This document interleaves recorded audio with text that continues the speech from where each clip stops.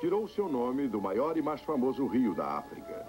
Há 4.000 anos, o crocodilo era reverenciado pelos egípcios. Esses domavam muitos deles e os enfeitavam com colares e anéis de ouro. Naquele tempo, os crocodilos abundavam em toda a extensão do Nilo e existiam em todos os lagos e rios da África. Hoje, o crocodilo é uma espécie em vias de desaparecer. No cativeiro, é visto com frequência com mórbido interesse. Na selva, é tratado com medo ou indiferença, ou pior, como uma mercadoria que deve ser morta por sua pele valiosa. Esta criatura, que tem um passado de 107 milhões de anos, pode não ter futuro. Como aconteceu isso? O que estamos fazendo a respeito? Vale a pena salvar este réptil? Vamos descobrir.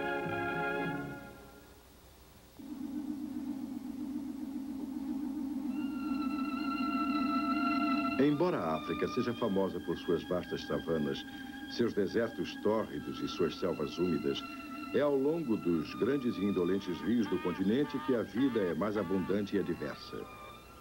Centenas de espécies de aves aquáticas fazem das margens dos rios o seu lar, dispersando-se a cada primavera pela metade do globo.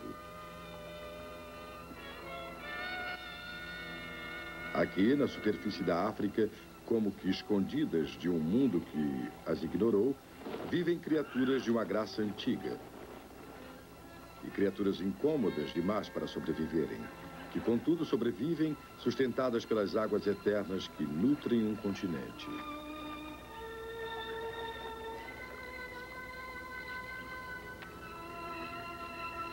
As mães ainda geram seus filhotes neste mundo incerto. E ao longo da corrente, o ritmo ágil da vida continua sempre.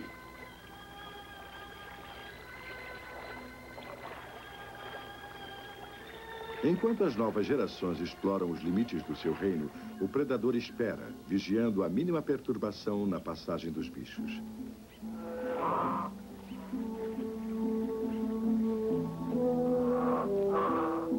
Hoje, em toda a extensão da África, o hipopótamo ainda usufrui seu território que encolhe. E como velhas relíquias de outros tempos, aquece-se ao sol eterno, sem perceber que seus dias de glória passaram.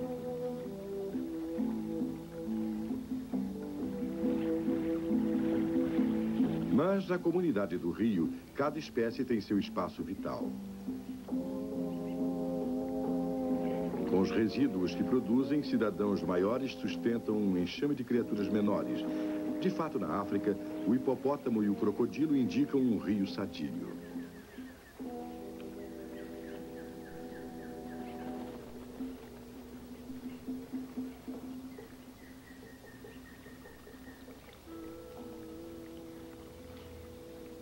O réptil tão temido tem sangue frio. O crocodilo regula sua temperatura corporal com um ritual diário que inclui longas horas de repouso com repetidos mergulhos para dissipar o calor.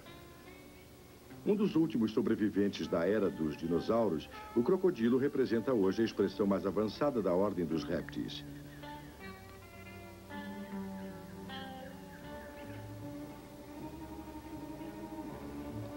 Um monarca entre a sua espécie, é o rei indiscutível dos rios da África.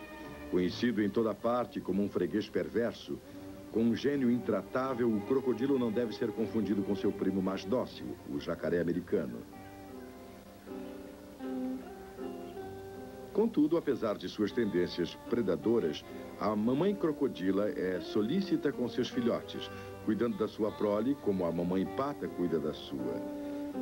Recém-chocado, o filhotinho é uma tentação viva para seus inimigos alertas ali por perto, preparados para dar o seu bote no primeiro momento de descuido.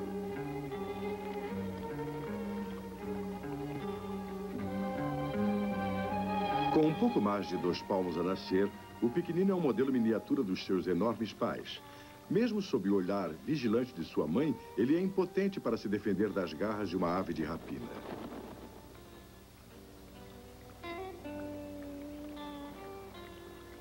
Em um mundo tão fértil em perigos, apenas uns poucos felizardos conseguem sobreviver, em uma média de uns 2% da safra.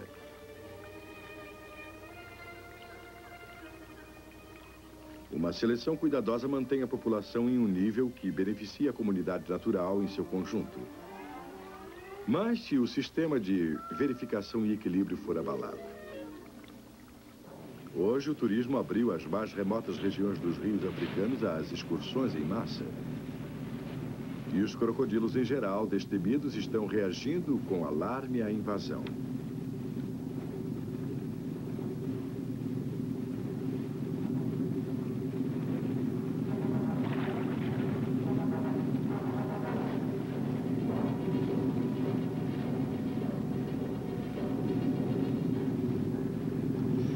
Uma antagonista formidável para o homem a pé, mamãe crocodilo é facilmente desalojada do seu ninho pelos ruídos dos motores dos barcos.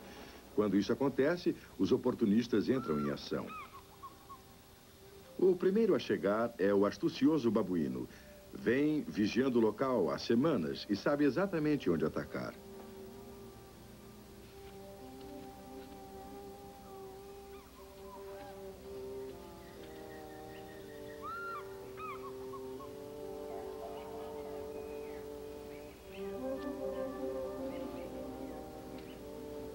Mas o babuíno é apenas um entre tantos apreciadores dos ovos de crocodilo. O segundo na fila é o monitor do Nilo, o maior lagarto africano. Ele leva vantagem com a habilidade dos babuínos para desenterrar o ninho. Mas a águia também espera sua vez no festim.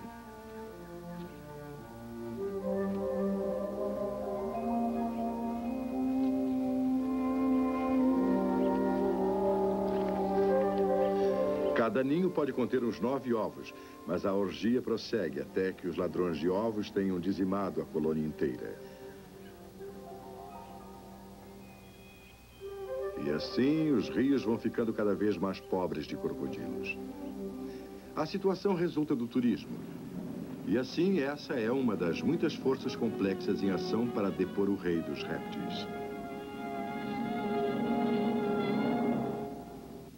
Há pouco mais de um século, David Livingstone explorou este trecho de Zâmbia, não muito longe das famosas Cataratas Vitória. Nessa época, as margens do rio pululavam de crocodilos. Em certos trechos, chegando a um número superior a 100 por milha. Mas isso há muito se acabou, e o crocodilo está em positiva diminuição. Para assustar a maré, está em andamento um projeto ambicioso, chefiado por K. Gibbs, o encarregado da fazenda de crocodilos em Kaliba, na Rodésia. Com seu assistente, ele vasculha as margens do Zâmbia, revisando o território que Livingstone conheceu. Ainda hoje, o rio apresenta a cada curva um espetáculo emocionante.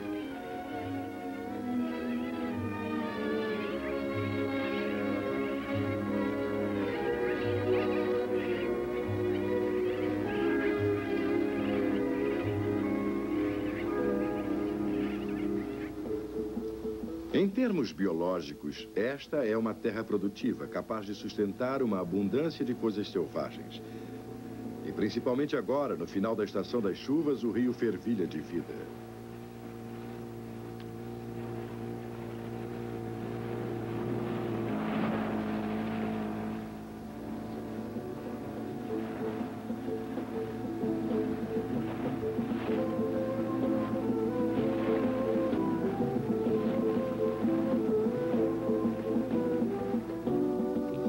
Embora dizimadas desde os tempos de Livingstone, grandes manadas de hipopótamos ainda se congregam aqui, em busca de refúgio do escaldante solo africano.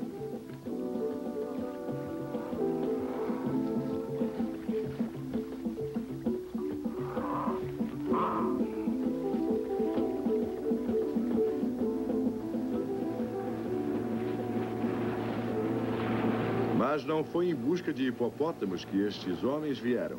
Querem achar o crocodilo fêmea e surpreendê-la em seu ninho.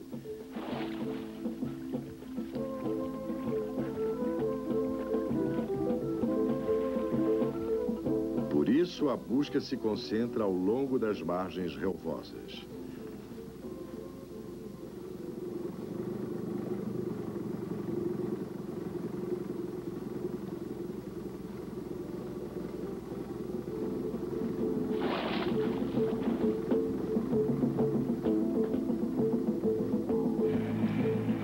Pela atividade, está claro que o ninho está ali perto. Logo, os homens percebem os rastros da cauda do réptil na areia e entram em ação imediatamente.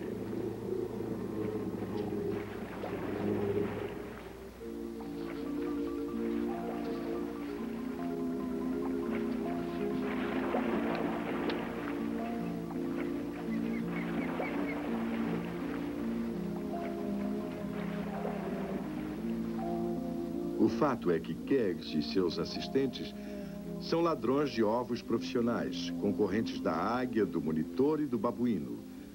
Mas com uma diferença importante: os ovos que eles roubam não serão destruídos, mas chocados no cativeiro, garantindo a existência de muitos e fornecendo abrigos para os que chegam. Varetas de aço sondam o terreno, penetrando um pouco abaixo da superfície, enquanto caixas especiais são preparadas para servirem de incubadoras temporárias. Há mais de 3 meses, os ovos estão enterrados na areia quente, e os homens sabem, por experiência, que em breve estarão chocados. Eles sempre deixam no local um certo número de ovos, pois apenas uma pequena fração do total é aproveitada a cada ano. Garantem assim que a mamãe crocodilo não se veja privada da tarefa de criar seus filhotes. Cada ovo é marcado para indicar o local em que estava no ninho, pois uma orientação adequada é vital para o desenvolvimento do embrião. O princípio é bem idêntico à chocagem de pintos, mas vale lembrar que os répteis inventaram o ovo e os pássaros apenas herdaram-nos.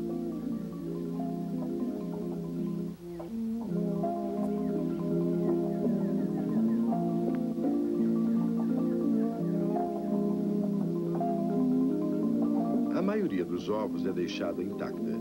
Só uma dúzia é removida para a incubação. Os que vão nas caixas são os mais felizes. Eles têm uma boa chance de sobrevivência.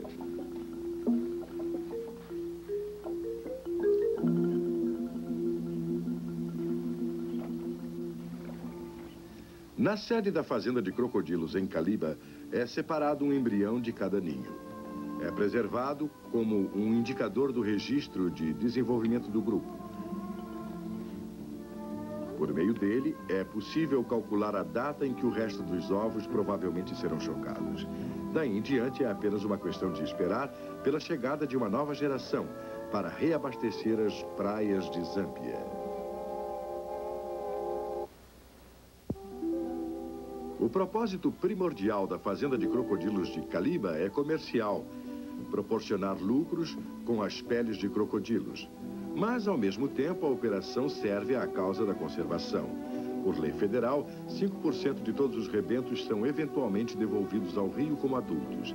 E as perspectivas são que nem 2% sobreviveriam sem a ajuda humana. Para imitar o efeito da mamãe crocodilo movendo-se sobre o ninho, arranha-se o topo do ninho doméstico.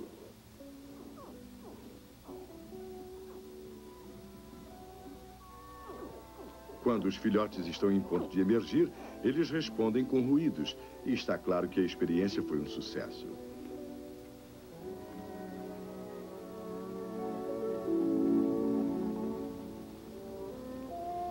Quando mamãe crocodilo ouve a chamada dos seus rebentos, ela desenterra rápido os ovos da areia com a sua cauda.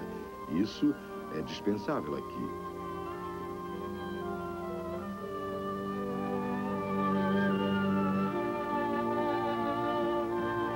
Quando acontece, os filhotes estão já emergindo e prontos para experimentar as pernas na terra. Mas o resto não está muito atrasado. Já que na mata eles devem firmar-se imediatamente, os filhotes chegam em plena forma e ansiosos para sair.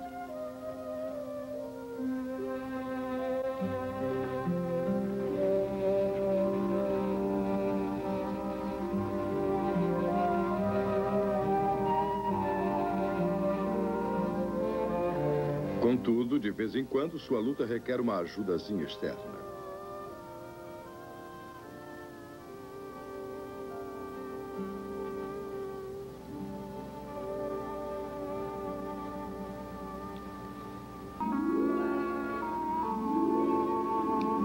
Quando toda a turma finalmente fez o seu aparecimento, os filhotes tornam a voltar para a caixa.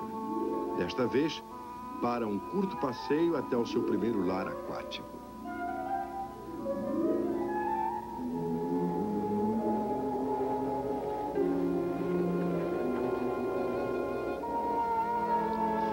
A ciência de criar crocodilos é de recente desenvolvimento.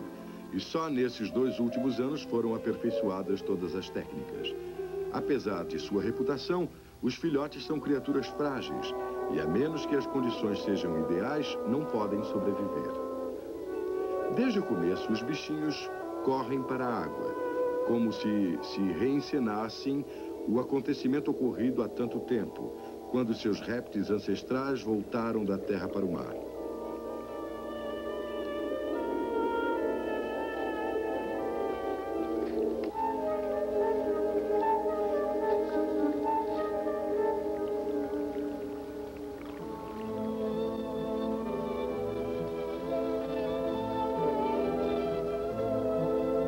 Aqui, finalmente, o crocodilo se sente em casa, completamente equipado com vantagens evolucionais que lhe faz apreciar ao máximo sua entrada na vida. Os olhos e as narinas estão convenientemente localizados em cima da boca, permitindo que ele veja e respire, embora meio submerso. E uma válvula única em sua traqueia fecha-se quando ele mergulha, e ele pode procurar comida embaixo d'água sem o perigo de afogar-se. Foi esse tipo de adaptação que permitiu que os crocodilos resistissem enquanto seus primos, os dinossauros, sumiam da Terra.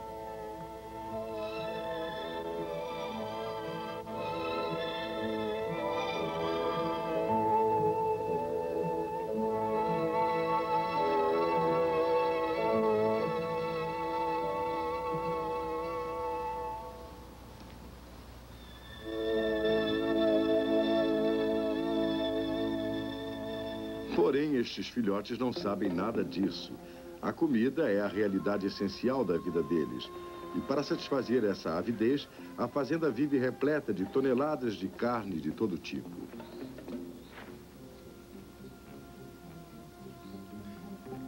Por menos apetitoso que pareça, este menu é o favorito dos inquilinos. E os frágeis crocodilos lançam-se ao festim com um vigor arrepiante, peculiar à sua espécie.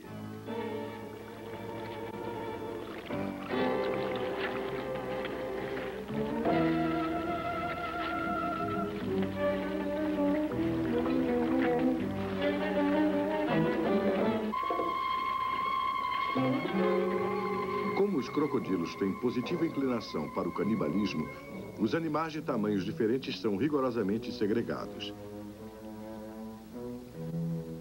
Se tiver chance, um crocodilo de bom tamanho pode querer acrescentar um homem ao seu menu. Por isso, é muito ajuizado evitar ficar entre um animal com fome e sua refeição.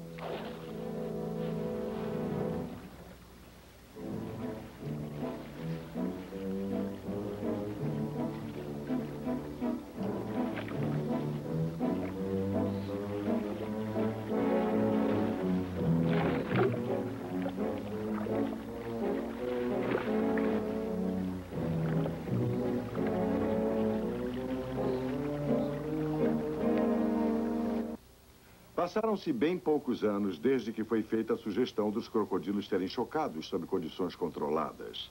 Mas essas coisas, às vezes, estão jogadas no mato. Mas hoje é uma realidade. O programa deve ser mantido e uma abordagem igualmente cuidadosa e inteligente tem de ser feita com outras espécies. Talvez a nossa era seja um ponto de retorno, marcando uma época em que a raça humana perceba que podemos ajudar as espécies a ganhar forças e repovoar antes que seja tarde demais. Vejam estes ovos. Nos anos vindouros, estes pedacinhos de protoplasma se transformarão em grandes crocodilos. Muitos deles irão aquecer-se às margens dos lagos e veios d'água africanos, dando a esses locais o aspecto que tinham nos dias que antecederam a chegada dos rifles. Neste ovo